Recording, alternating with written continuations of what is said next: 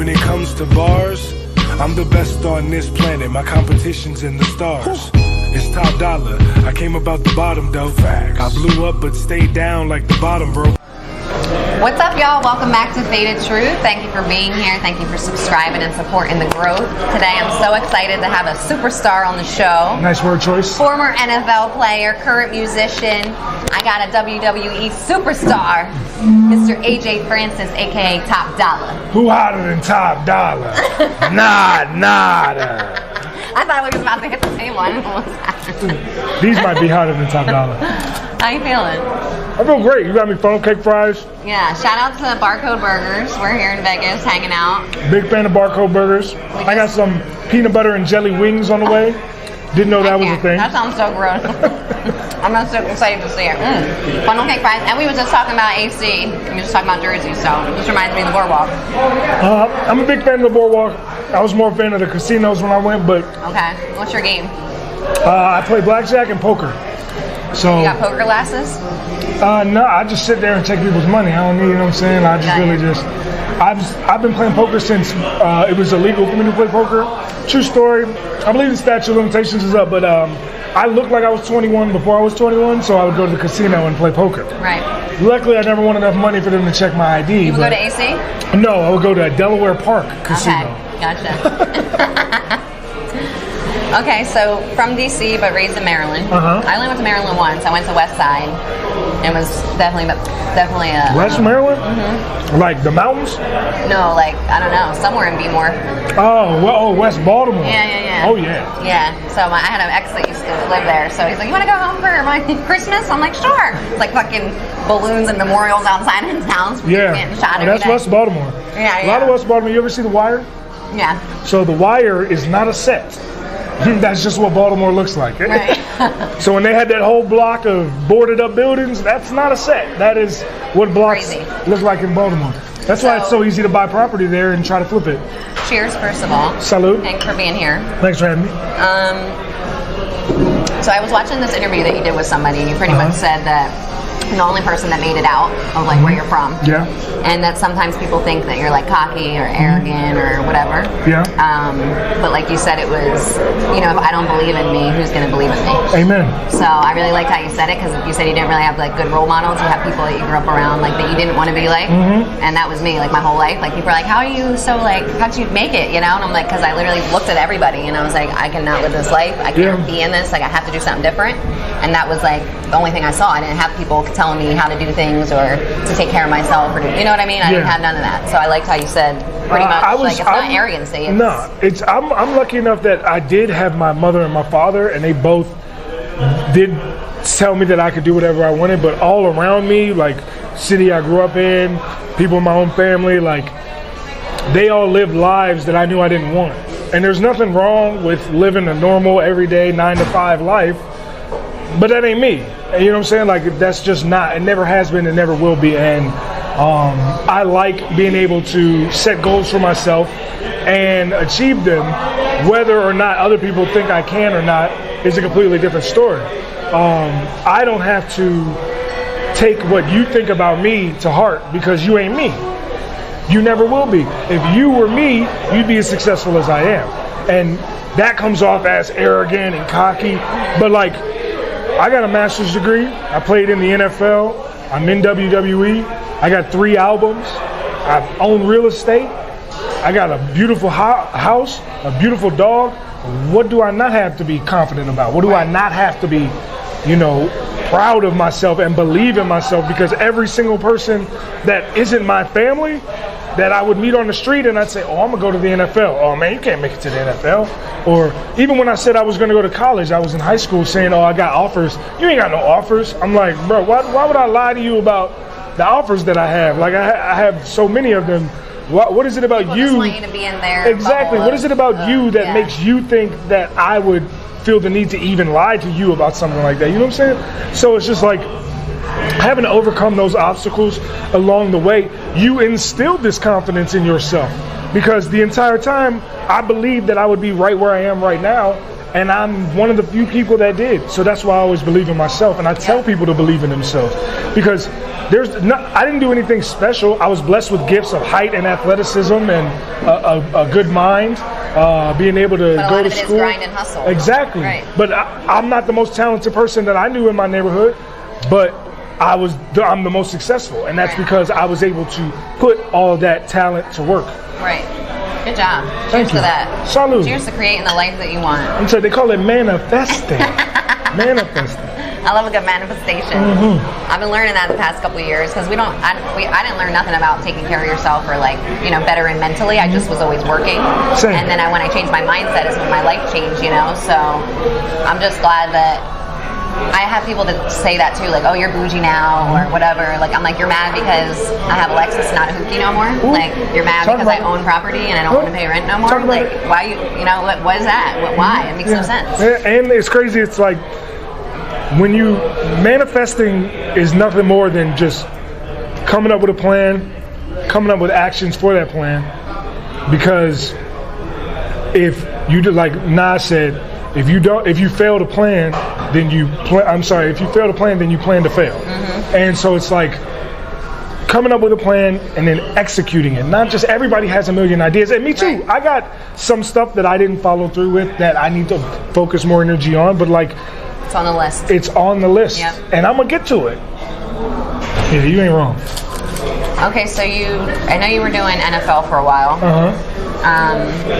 You were 6 years. We did Dolphins, Redskins, Patriots, Buccaneers, Seahawks. So did you call out the racist Redskins logo before I did. Changed it? I did. I actually I went viral because I said that the Redskins logo was racist. And this was 3 years before they changed the name. So obviously then it was, he's sour grapes. Right. Who does he think he is? He shouldn't call out the name.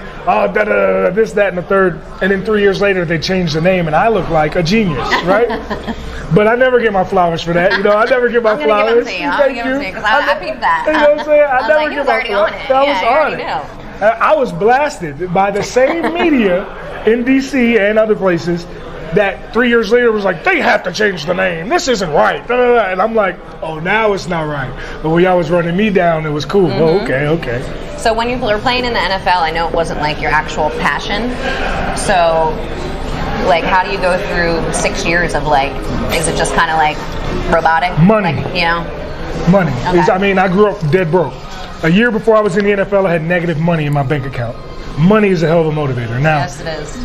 I won't say that football wasn't my passion.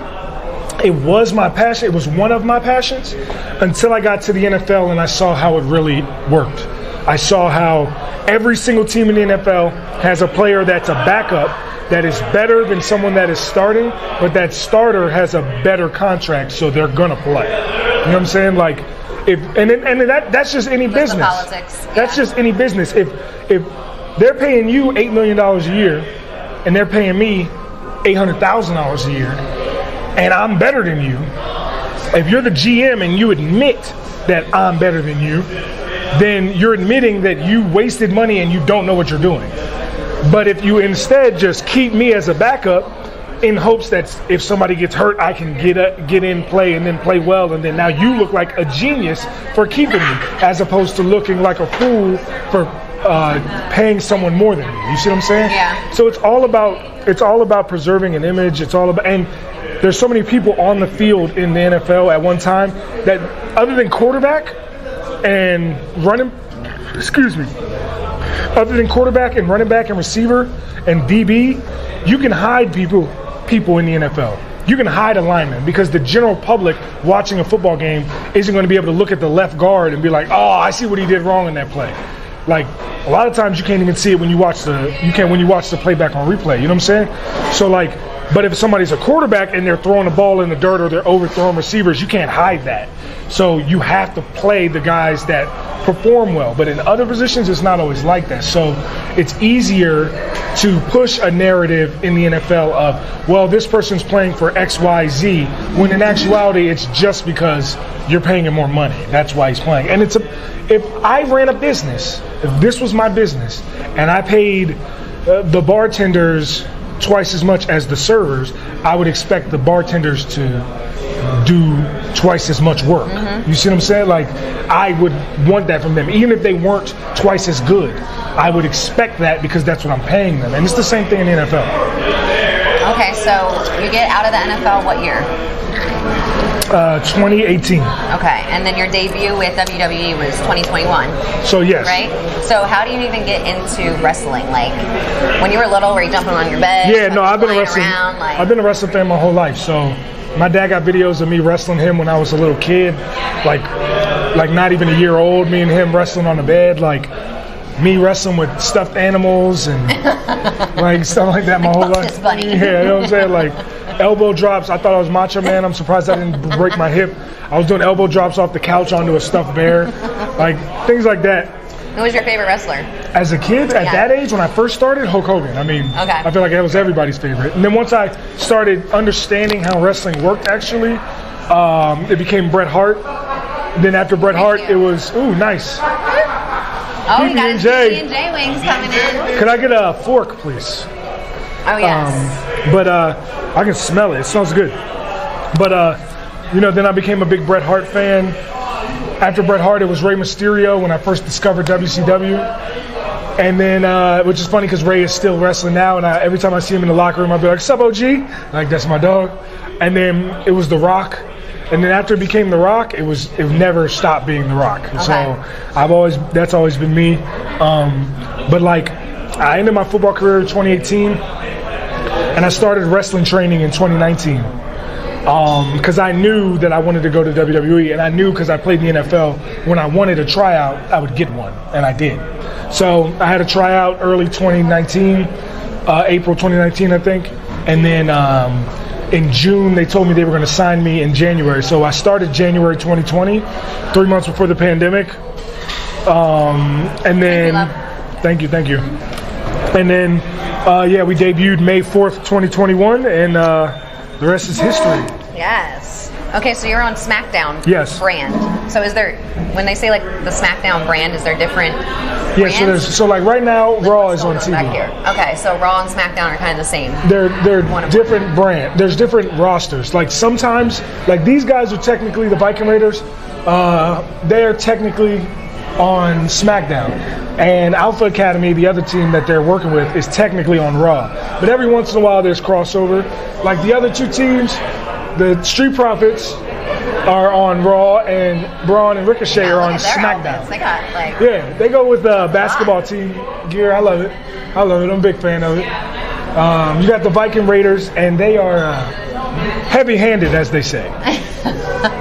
Good people though, and it's good mix right here. This is gonna be every team for themselves at WrestleMania. There's 3 teams in there? There's 4. Oh, there's 4. Okay. It's gonna be all 4 teams against each other this weekend at WrestleMania. Okay. But tonight they're doing 4-on-4. Okay, so that's why you're in town pretty much, and why we're doing this is for WrestleMania this weekend. So it's like the Super Bowl of wrestling. Yes. Okay. So how many? This is delicious, by the way. Is it? Peanut butter and jelly wings. Never thought. Shout out to Bartoa Burgers. How many WrestleManias have you been to? Or been in? So,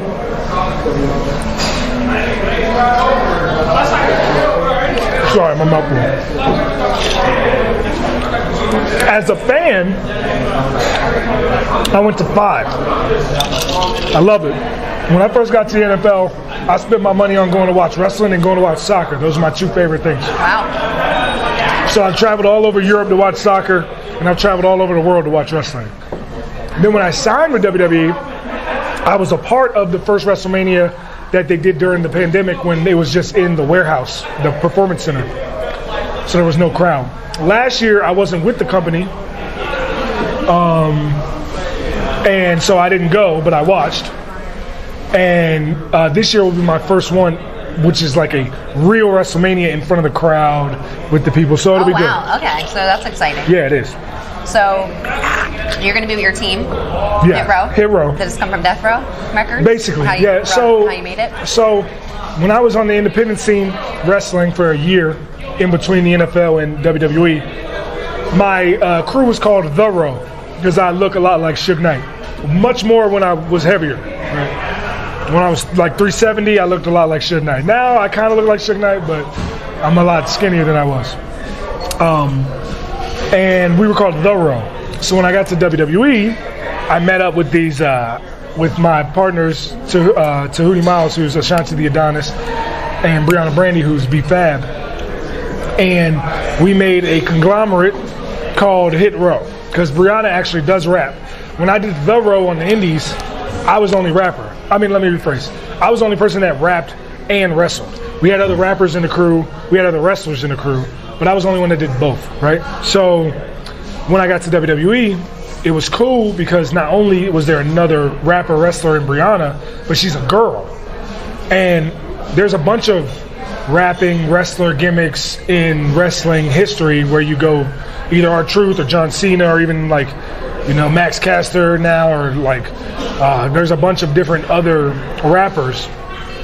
I'm the best by far, but there's a bunch of them. And but none of them are females. There's never been a female rap character in wrestling. So that's why B-Fab brings so much to the table, right? Because she brings a thing that's never been done before in wrestling. And it's really cool, and she's really good. Like, she's not just a good rapper, she's a good performer, she looks great, she can wrestle, she's the whole total package. She's a star. She's the star of Hit Row. That's why we always put her out in front. You know what I'm saying? I come up with a lot of ideas and I'm the muscle, but she's the star. We put her in front. Yeah, shout out B-Fab. Okay, so wait, so since you do music, can we hear 16? Yeah, if you want. You got something? You got something for us? Yeah. I'm tired of all these think pieces on Hit Row.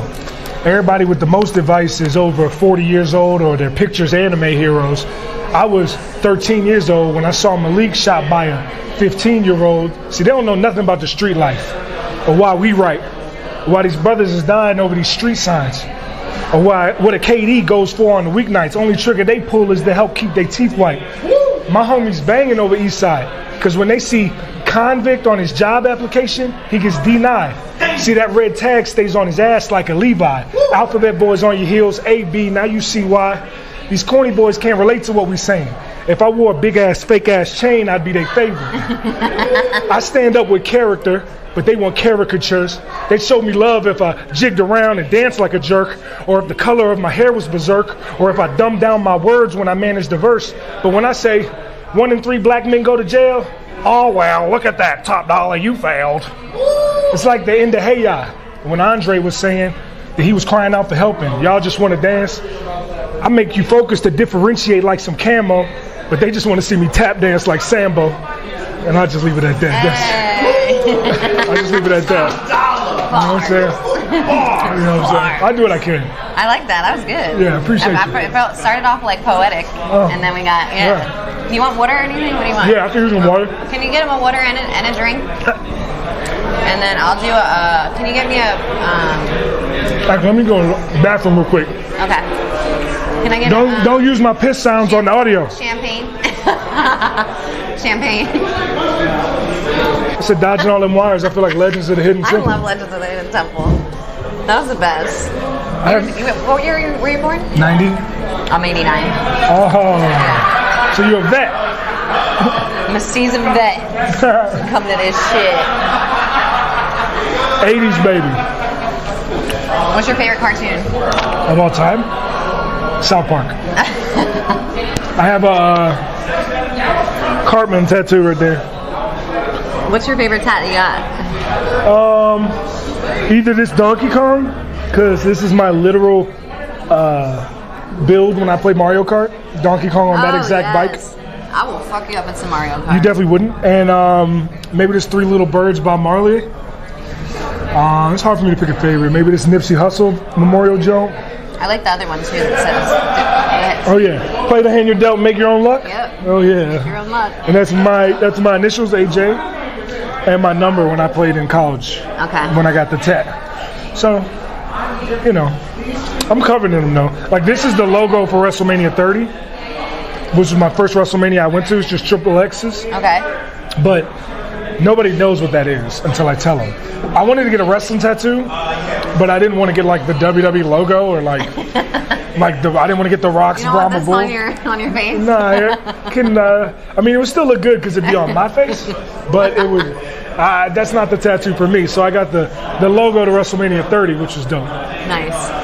So when you go to WrestleMania, do you guys know, like, you already know who you're going against? Like, your team? Is it set? Yeah, if you're on the show, if you usually, like when you get into the ring and then you're going against 4 people too? Four teams total? Or is Depends on the match you're in, depends on everything.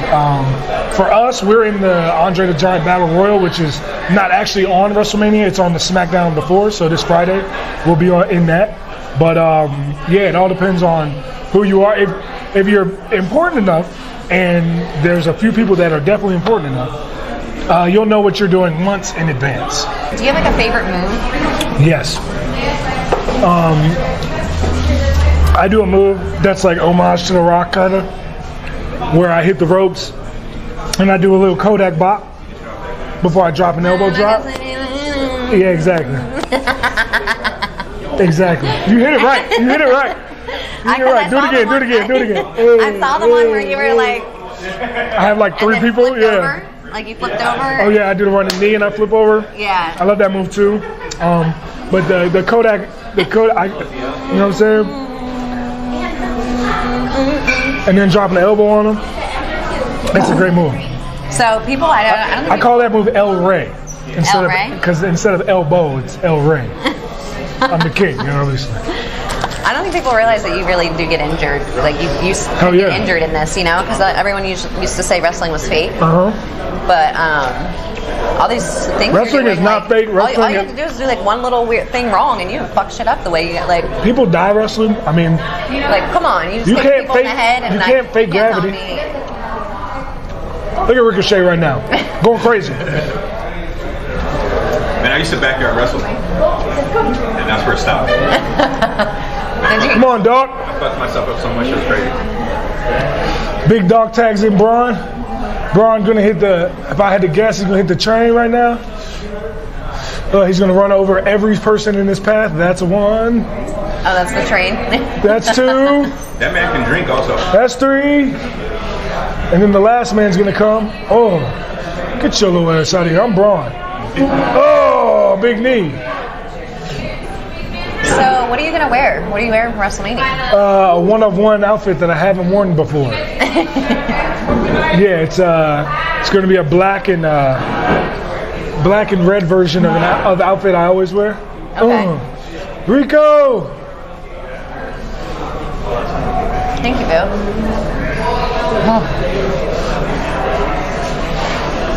Oh, that's rough. Oh. Tez. 1, 2, 3. Cheers. Great match. You want to switch to gin? I'm on champagne, I think. Nah, I've been here, but now instead of Red Bull, it's ginger ale. No, you said gin and ginger. Yeah, ginger ale. Gin and ginger ale. Yeah. Oh, I thought you were drinking JMO and. No, I was drinking gin and Red Bull. Oh, okay. Well, that's even worse. Nah. It's all right. One day we're going to get you on that. I just went back to. Well, I love Negronis now. Okay. Have you ever had them? Yes. Yeah, I don't know. I went to Mexico last month, and then they were like making me like little these Negronis, but it was Where'd you go? Cancun. Nice. Been there? Yeah, Cabo was like I went to Cabo last year. I fell in love with it. I love the Mexican culture. Love Mexican culture. It's great. I've been to like a couple different Latin countries, and it's definitely like the most welcoming I feel. For my money, Mexico is the greatest country on earth, and here's why. They got great food.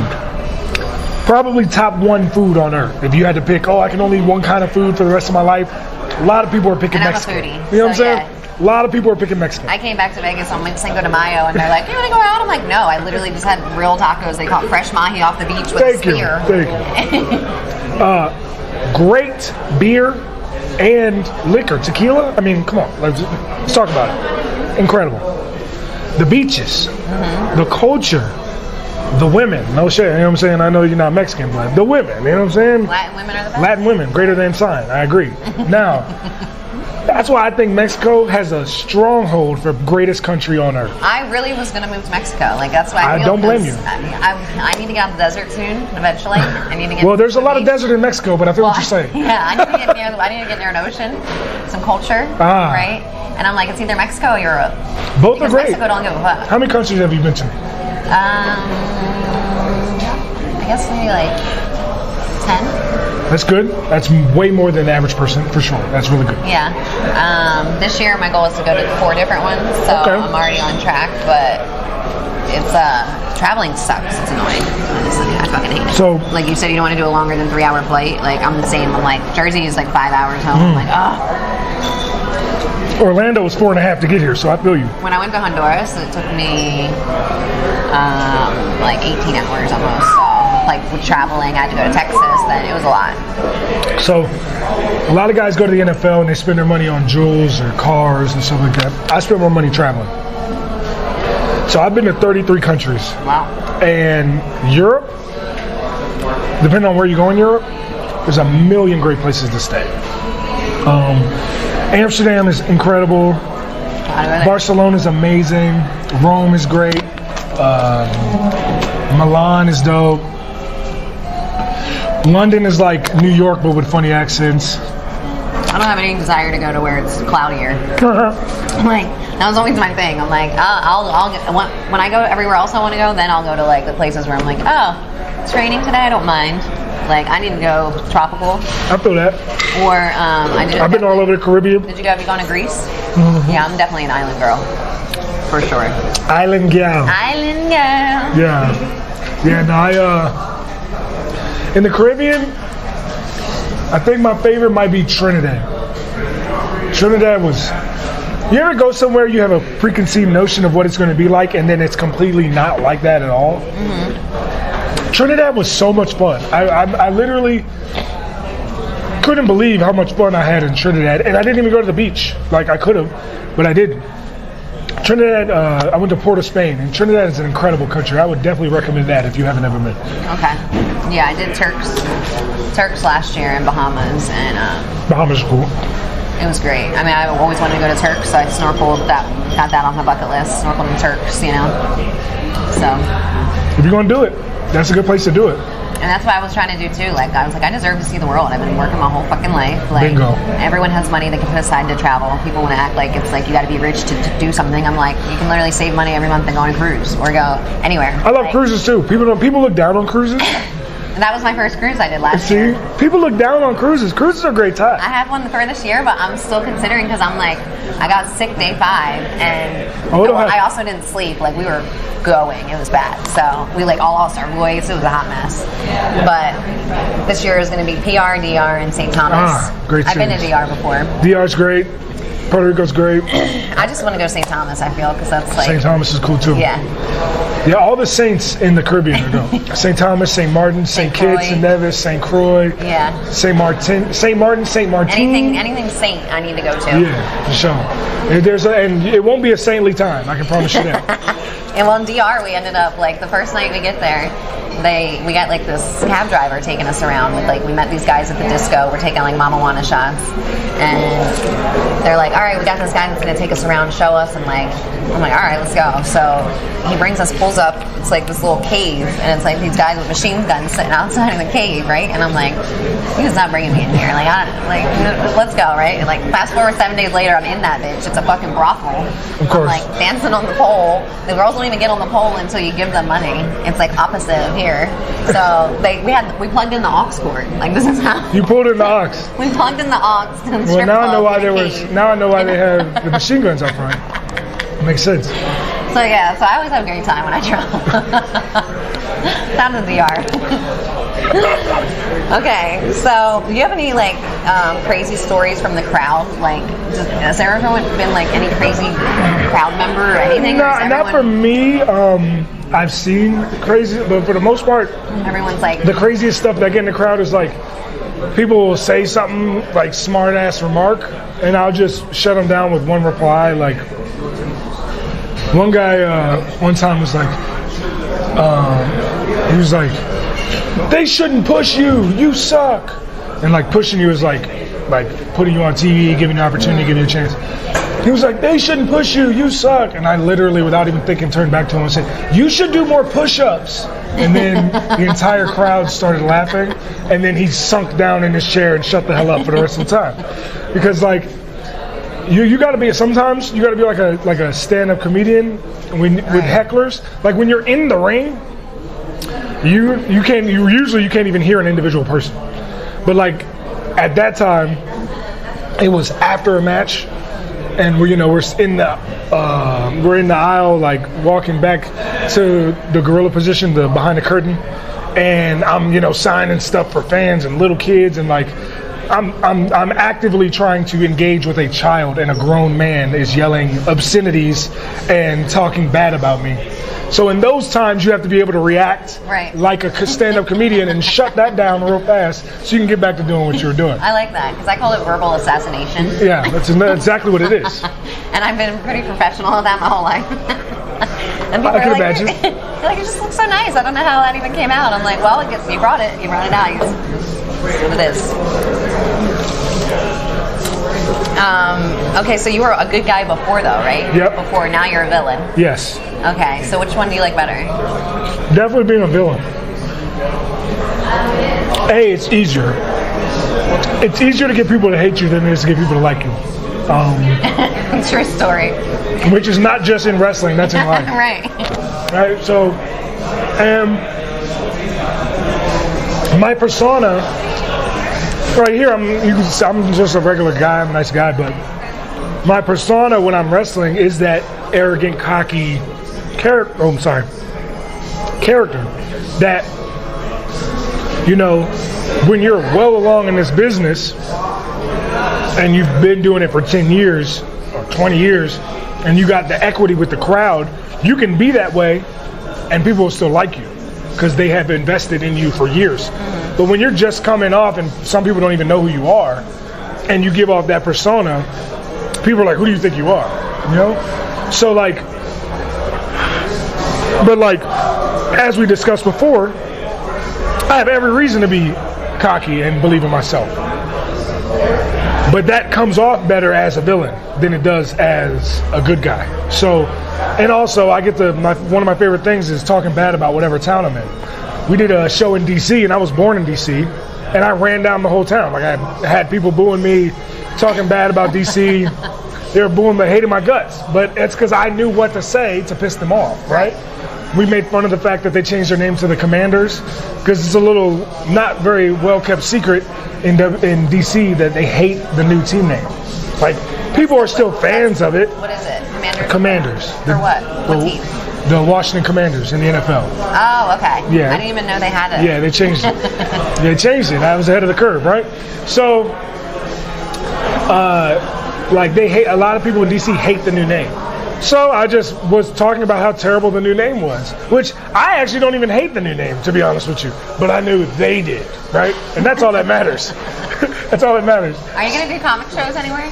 Probably. Have you ever done one? I've done one, yes. Yeah? Yeah, I've done one. I've done one in Orlando one time. Got a good review. But it was only like a 5-minute set, so it was like... There you go. I had somewhere to start, but... Why, you're saying I'm funny? I think you'd be good up there. I'm fun, like I'm a joke, like I'm a clown, like I amuse you? I amuse you? Like I amuse you? Nah, Spider, nah, he's a big boy, let him say it. No, what do you mean? Funny how? No, yeah, I love that. I love Goodfellas too. Great movies. Yeah, you definitely got the personality. When were you born? May 7th, 1990. Oh, your birthday's coming up. Yeah. What are you going to do for your birthday? I will be in Colombia for my birthday. Ooh, yeah. That's some really good women. Yeah, big fan of Colombia. Been there. This will be my 6th time. Wow. Big fan. See, my ex-wife was Colombian. Okay. So that's where I first started going to Colombia. And then she didn't, That's when I first realized I liked the craziness. Yeah. So like she don't own Colombia, after we got divorced. She don't own Colombia. I get to go too. So I go. Okay, so weight loss journey I want to talk about, because you said you were 370 pounds? Yeah. Wow. Were you big your whole life? Yeah. Well, yes, after middle school. I started getting big in middle school. I was always tall. Right. But I started getting bigger in middle school. And By the time I got to, but I played football and I played line, so it like wasn't a detriment to be big. You know what I'm saying? Right. On the defense. Yeah. So like, I was at 14. I was 6'3", 270 pounds. Like, that's a great size for a high school D lineman. That's why I got so many scholarship offers. That's why I got so many opportunities. Me playing college football opened up the rest of my life, and it's why I'm sitting before you today. But like, once I turned 32 last year, I started to realize that there's a very good possibility that I have less years in front of me than I have behind me, right? So I wanted to start taking care of myself, and it really just started with me drinking a lot more water. I drink like 2-3 gallons of water a day, and I started making healthier habits. Not so much peanut butter and jelly wings or funnel cake fries. I'm hungover, so that's my excuse. Right? Not so much these choices currently, but you gotta live a little, you know. I like the balance. Yeah, big fan of balance. But like, what I started doing, like, instead of eating Hot Pockets at 3 a.m. when I'm playing video games, I eat yogurt and, granola. Like, I make smarter choices that way. So, and in the last 8 months, I've lost 105 pounds, and now I'm 265, which is 6'5", 265 is still a very large man. But people call me skinny because they think it's funny too, I guess. I don't know. Yeah, you're going to hear that a lot as you get skinnier, because everyone's going to be like, damn, you got skinny. And I'm like, wait a minute. Can I just not be? I'm like 265. I'm pretty sure I still weigh more than you, but whatever, bro. Keep going. What's your favorite video game? FIFA. FIFA? Yeah, I play FIFA. I'm the captain of a FIFA Pro Club team. So Pro Clubs, I don't know if you know anything about Pro Clubs. So FIFA, you know what FIFA is, obviously, soccer. So you said you're Nicaraguan? Mm-hmm. So in regular FIFA, you'd play with one team, I'd play with the other team, and we'd play against each other. But in Pro Clubs, it's 11 on 11. It's like real soccer. So like me, you, and like 9 other people in here would play against 11 other people. And we all have to play our position. Somebody's the goalie, somebody's the striker, I play midfield. So my team has been ranked as high as 28th in the world out of 100,000 teams. So like, we're world class. He's like, so I'm a FIFA expert. Yeah. Man. So FIFA is my game. Now, there's other games I play too. I love the new Hogwarts game. That's fun. Oh my God, I need to get it. It's I have great. a PS4. We got to do something about that. I don't do Xbox. Don't even try. Get a PS5. Grow up. Like, what are you talking about? Hit puberty and get a PS5. I just feel like it's unnecessary. No, it's very necessary. I'm still trying to be Crash Bandicoot. What kind of car do you have? You say you have a Lexus, right? What year is it? 13. If you had a 87 Lexus, you'd be like, it's the Lexus. Fuck out of here. This is probably the guy that's promoting a new iPhone before it even comes out. I'm telling you. I ain't got that 14 yet, but it's coming. I'm like an adventure game person, so I was always like Laura Croft. There it is. You knew it. Laura Croft. Let me guess. Have you been Laura Croft for Halloween? That's like, have you been Laura Croft for Halloween? I haven't, but I've done a Laura Croft photo shoot with guns. There it is. Yeah, so it's definitely. Every hot chick does a Laura Croft picture, like a video. Jasmine or something. I mean, I could see that. Or I like being for Halloween, I like being dead, like complete bloody, like something. Oh, I thought you were saying like someone that is dead. Well, a dead thing. Like, I get you. Like, I was like a dead ninja last year. No, I thought you were gonna say like Selena or something like that. But I'm like Crash Bandicoot. There we go. Spyro. Okay. Those are my shit. So I ended up getting a PS4, right? So in high school, I ended up selling all my video games. So we had like Atari, Super Nintendo, everything. I had a GameCube with Mario Kart Double Dash. Okay, Mario Kart. I definitely smoke you in Mario Kart. So I sold all my shit to get a dog tag for my boyfriend in high school. Great decision. At like the pawn shop, I got like $100 or some shit. They ripped you off. So then, like, if you give me all of these vintage game consoles that'll be worth hundreds individually each, I'll give you a $100 little picture on there, a little face. And so now I'm like, all right, I need a video game system. So I got PS4 when it came out because Crash Bandicoot was remade, and I'm like, oh, they remade it. That shit is not for kids, first of all. I don't know how these kids be. I don't know how these kids be fucking beating this shit. I'm still stuck on level whatever. I'm at some in the clouds or some shit. So. Yeah, well, if you get a PlayStation 5, you can still play that game on PlayStation 5. All right, well, you can gift it to me because I'm not spending money on no PS5. We good. We gonna be a little bit. No. We gonna be a little bit less bougie with that. No. See, the game is so. Look, I have. Just to let you know, like in my free time, that's what I do. I game. So like, I have an Xbox Series X, which is the black, big, rectangular one that's used for my home. I also have the Xbox Series S, which I actually have with me now in the car. I take it with me everywhere because you never know. Right? I can hook it up in here right now and get to gaming. I have a PlayStation 5 as well. I also have a Nintendo Switch. So basically, any gaming console that is new generation, I have it. And that's how I know that I would smoke you in Mario Kart. I was just playing Mario Kart on the plane yesterday. I know that you're confident, and I really respect your confidence, but it's okay. It's okay to take an L sometimes. I agree. I agree. And I'm glad you are comfortable. I know that you're going to stand down, and you'll do it well. I can see you're going to be able to take it. If there's one thing I don't do well, it's lose. I can tell you that much. Okay, so for this show, Most Wanted Treasures, you guys are doing another season. Yeah, I'm not on it though. Oh, you're not? I'm not in season 2, no. Oh, okay. Because when they started season 2, it was when I was no longer with WWE before they brought us back. So the people doing season 2 are like all the legends, which is cool, and I'm happy for them. Because to be completely honest with you, and I've never actually said this publicly, the schedule for that show was crazy. I was gonna say crazy. Not that I couldn't do it again, but it was so crazy that when they were like, we're gonna do it with Booker T and Lita and Mick Foley, in my mind, and I've actually had these conversations with Mick, Mankind, I had these conversations with him about the schedule, and he was like, yeah, this is the most traveling I've done since 1997, when he was in like the peak of his WWE, you know what I'm saying? He was like, I ain't traveled this much in 25 years, right? And I was like, yeah, I know, bro, because it was like, the way they shoot that show is like, you never know what's going to pop up. Like, you never know. Like, tomorrow we can get a call, and you guys were hunting down antique items, yes. Items from wrestling? Wrestling past. So, like, Ric Flair's robe, the Junkyard Dog's dog collar, Mankind's Mr. Sacco. We were hunting Persian clubs for the Iron Sheik. We were everything you can imagine. So, like, we'll be filming today in Massachusetts because we're looking at the Persian clubs from Iron Sheik at Bob Backlund's house, right? And then we're there. And then, like, while we're on set, they get a call like, hey, Undertaker, we can go to his storage unit he has in Austin, Texas, but it has to be tomorrow. So then, like, I'm in Boston, and I had no idea that the next day I'll be in Austin, right? So then, like, I'll be going to the hotel, and on the way to the hotel, I'll be like, hey, pack up tonight. We're going to Austin in the morning. Like, and it's like that for, like, 6 weeks, and then you get like a week off, and then it's 6 weeks, and you get a week off, and it was crazy. It was crazy, and it was fun, and it was awesome because I got to kick it with people that I grew up idolizing, right?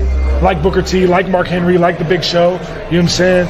Like Ric Flair. I got to go to all the towns that Ric Flair used to be the king of, and go drink and eat steaks with him after the show every night. It was great, awesome time. But like, the schedule was crazy. Because I was gonna say, like, tour life is like hard, you know, for a lot of people. But then also with traveling with WWE, like, how do you mentally keep peace? It literally isn't. It's not mentally.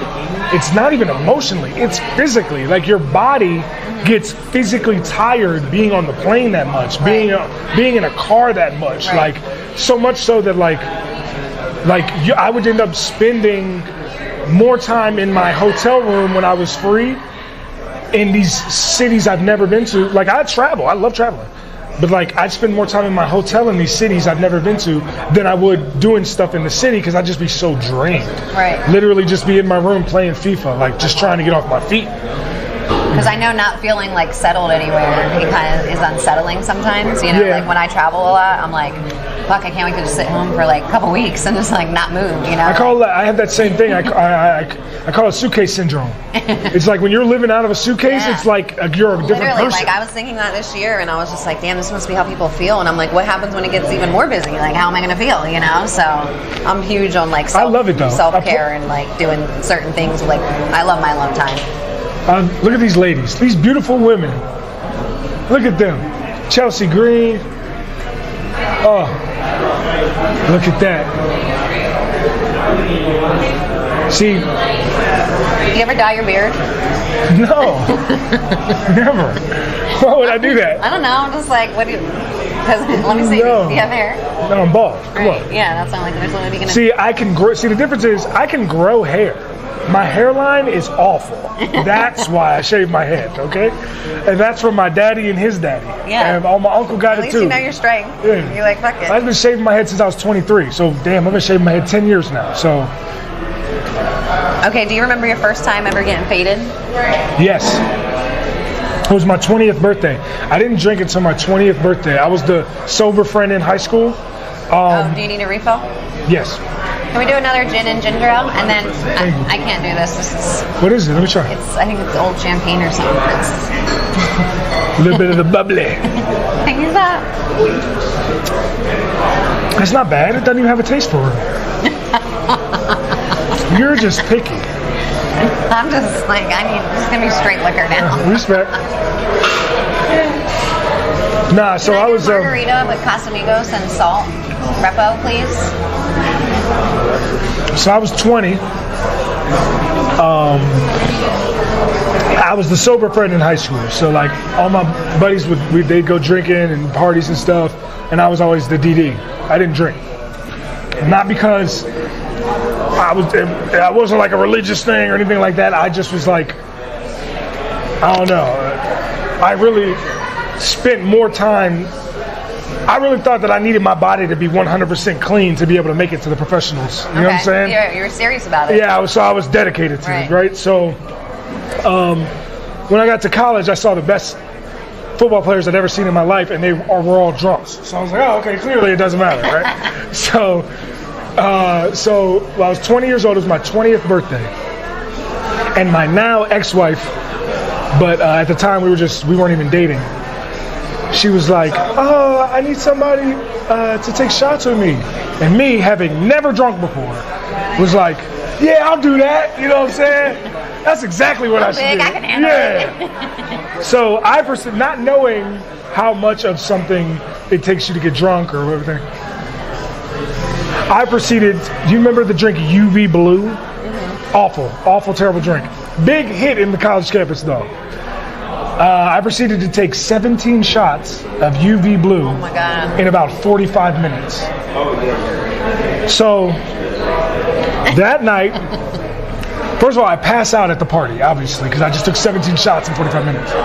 They think it's hilarious. First of all, I don't know why. They let me hold the cake because it was another girl's birthday that night, and it was my birthday at midnight. They let me hold the cake for the girl, almost dropped the cake and set the whole apartment on fire with the candles, right? I kept it up, spilled it on myself. I got cake all over me. As we're leaving, my guys are walking me back because I'm clearly not going to make it out for my birthday. I'm so drunk. I'm being carried by my teammates, and I throw up everywhere, like on the floor while we're walking. I don't remember any of this. This is what the videos and pictures I've seen, right? So then I get to my room, and they put me down in my room. But me, being drunk for the first time ever, and I don't remember any of this once again, I go to my roommate's door, and I knock on the door. He's in there playing Madden. I knock on the door, and he says, who is it? And I said, AJ.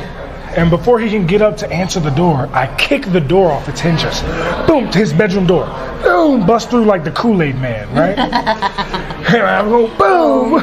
Oh yeah. He's like, AJ, what the fuck, bro?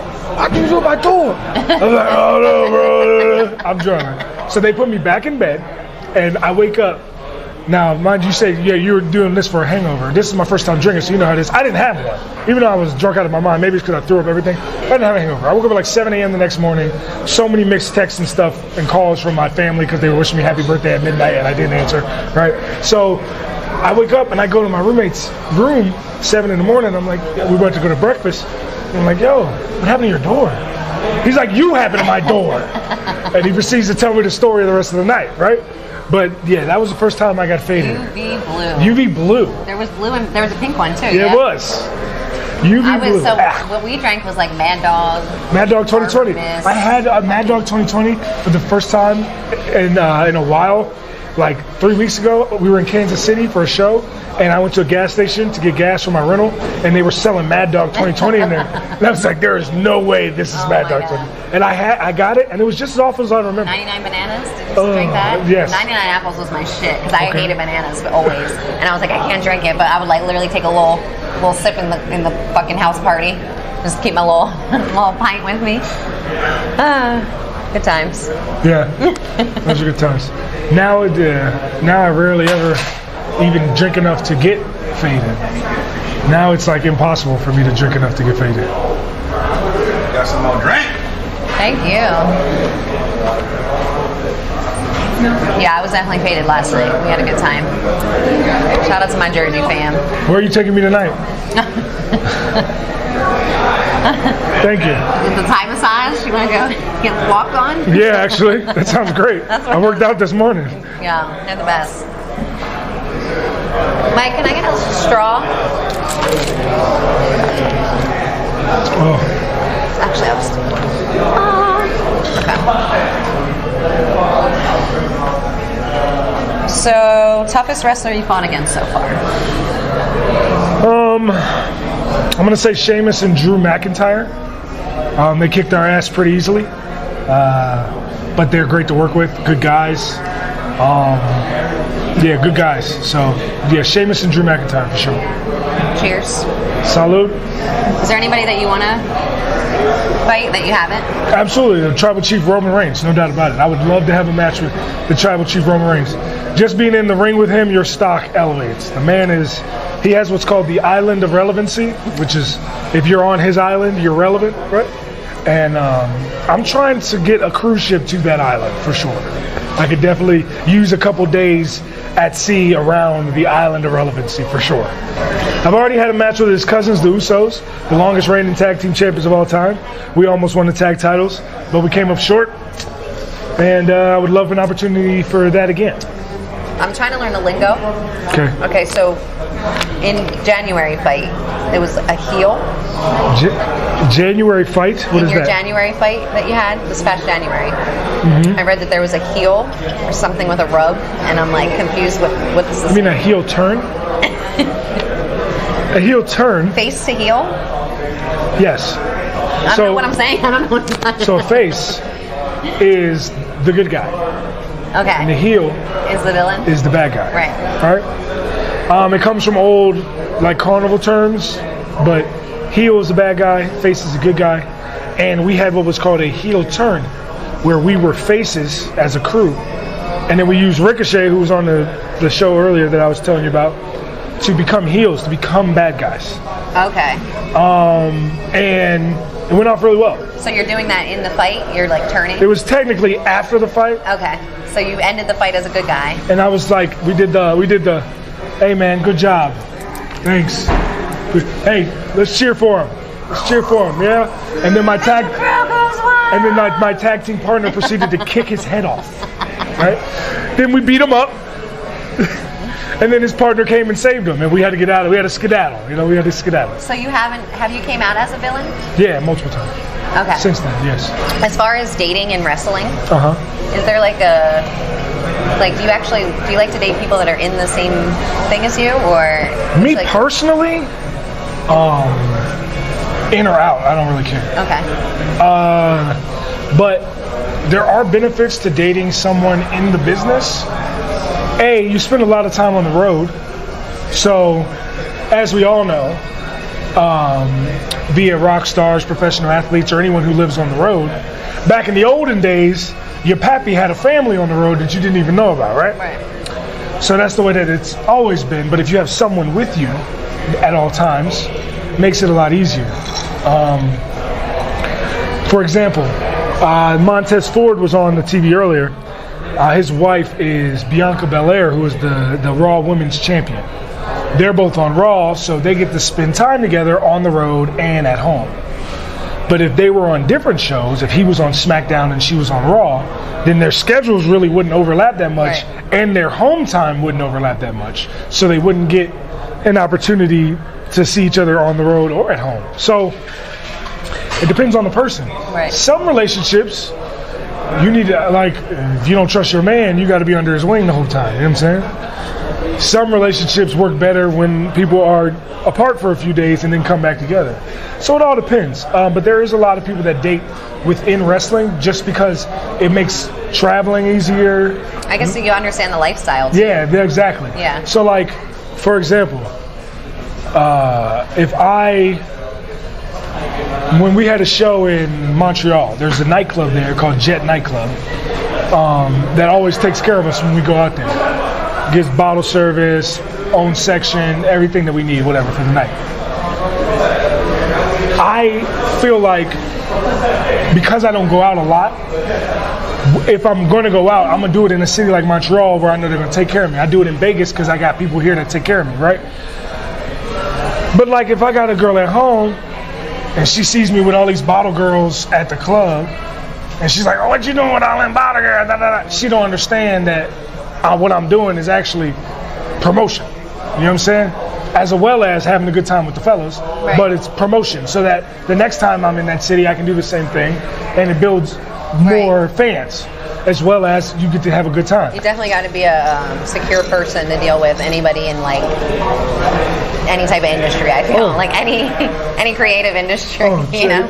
Or professional athlete too. Like that's one of the reasons me and my ex-wife didn't work out is because like she would want to come to we had a house in Orlando, and she would want to come to Virginia for training camp, and I'm like, who gonna watch the house? Why would I pay for you to have an apartment in Virginia for a month when they're going to take care of what I'm staying in and you can't stay with me because that's team rules, right? And then we got a whole house that needs to be taken care of. Now I got to find somebody to take care of the house as opposed to you just staying in the house and then coming up when I'm done. You know what I'm saying? Like, but, you know, a lot of times you can tell somebody the right thing, they ain't going to listen. When did you get married? How old were you? I was young. I was 24. Okay. So any like good life advice that you want to close out with? Sign a prenuptial. If she loves you, she'll sign it, right? If she loves you, she'll sign it. Because I'm not broke by any means, but if I had twice as much money, it'd be great. How did you like it? Did you have a good time? Yeah, the show or my marriage? I guess we both were okay.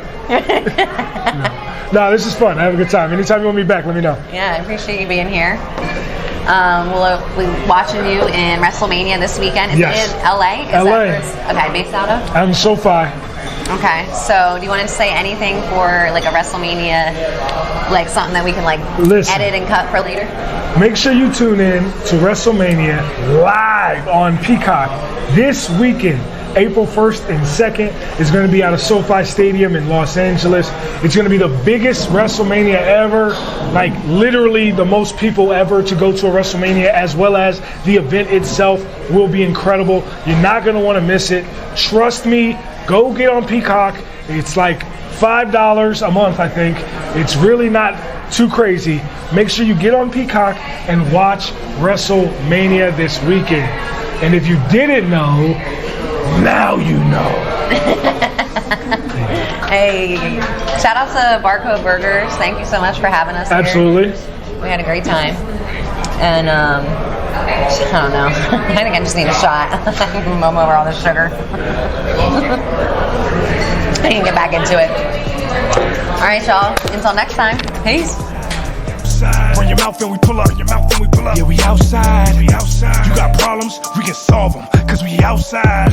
Dollar, dollar, I'm a Pioneer City baby. Nana tried to save me, but I go where they pay me. Yeah, the flow is wavy, deeper than the Navy. And the bass kicking like a D-boy in the 80s. Yeah, my whole family spent time on that grimy block.